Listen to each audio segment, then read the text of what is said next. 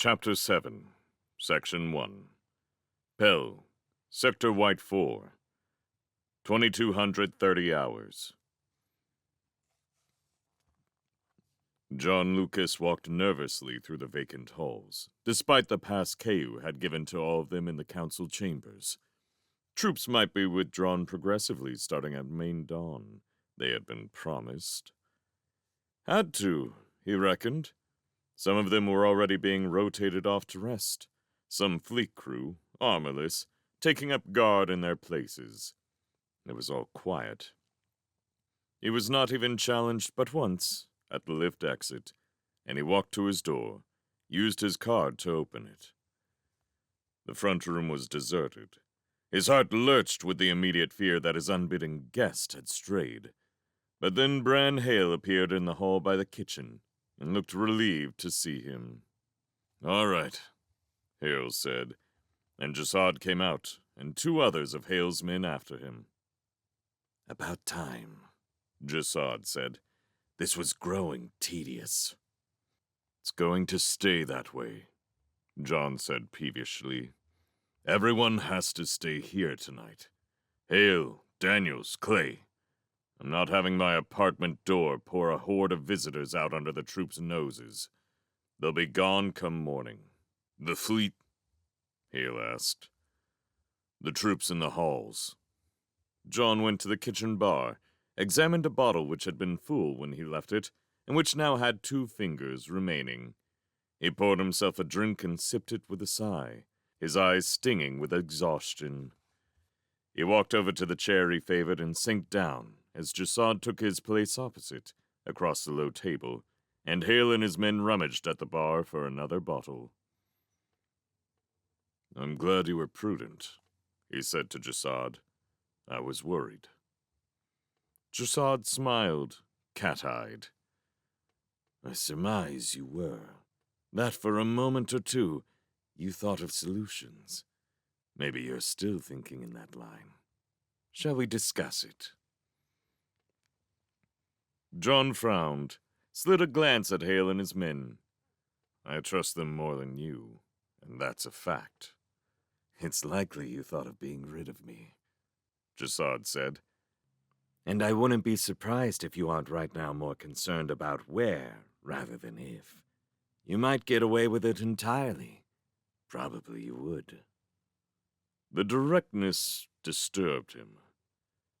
"Since you bring it up yourself, I suppose you've got a counter-proposal." The smile persisted. 1. I'm no present hazard.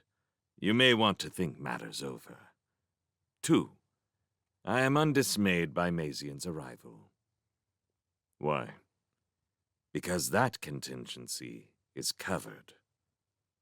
John lifted the glass to his lips and took a stinging swallow. "By what?" "When you jump to land in the deep, Mr. Lucas, you can do it 3 safe ways. Not throw much into the jump in the first place, if you're in regions you know very, very well. Or use a star's G to pull you up. Or, if you're good, the mass in some null point. A lot of junk in Pell's vicinity, you know that? Nothing very big, but big enough." "What are you talking about?" "The Union fleet, Mr. Lucas. Do you think there's no reason Mazian has his ships grouped for the first time in decades? Pell's all they have left, and the Union fleet is out there, just as they sent me ahead, knowing where they'd come." Hale and his men had gathered, settled on the couch and along the back of it. John shaped the situation in his mind. Pell, a battle zone, the worst of all scenarios. "And what happens to us when it's discovered there's no way to dislodge Mazian?" "Mazian can be driven off, and when that's done, he has no bases at all. He's done, and we have peace, Mr. Lucas, with all the rewards of it. That's why I'm here." "I'm listening." "Officials have to be taken out.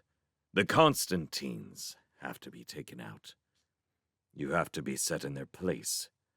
Have you the nerve for that, Mr. Lucas, despite relationships? I understand there's a kinship involved here. Yourself? Constantine's wife?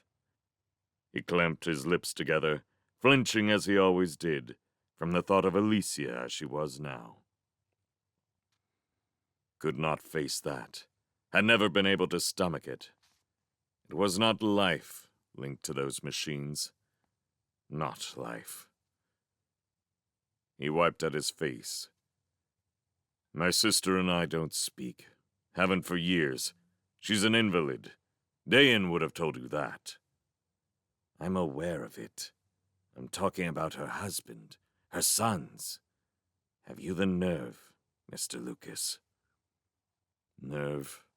Yes. If the planning makes sense. There's a man on this station named Kresic. He sucked in a slow breath, the drink resting in his hand against the chair arm. Vasily Kresic, elected counselor of Q. How do you know him? Dayan Jacoby gave us the name as the counselor from that zone, and we have files. This man, Kresic, comes from Q when the council meets. He then has a pass which will let him do so, or is it visual inspection? Both. There are guards. Can those who do the inspecting be bribed? For some things, yes. But stationers, Mr. Whoever you are, have a natural reluctance to doing anything to damage the station they're living in. You can get drugs and liquor into Q. But a guard's conscience about a case of liquor and his instinct for self-preservation are two different things. Then we'll have to keep any conference with him brief, won't we? Not here. That's up to you. Perhaps the lending of an ID and papers. I'm sure among your many faithful employees, something can be arranged. Some apartment near the Q zone. What kind of conference are you talking about? And what are you looking for from Kresic? The man is spineless. How many employees do you have in all? Jasad asked. As faithful and trusted as these men here. Men who might take risks, who might kill. We have need of that sort. John cast a look at Bran Hale, feeling short of breath. Back again. Well, Kresic isn't the type, I'll tell you. Kresic has contacts. Can a man stay seated atop that monster of Q without them?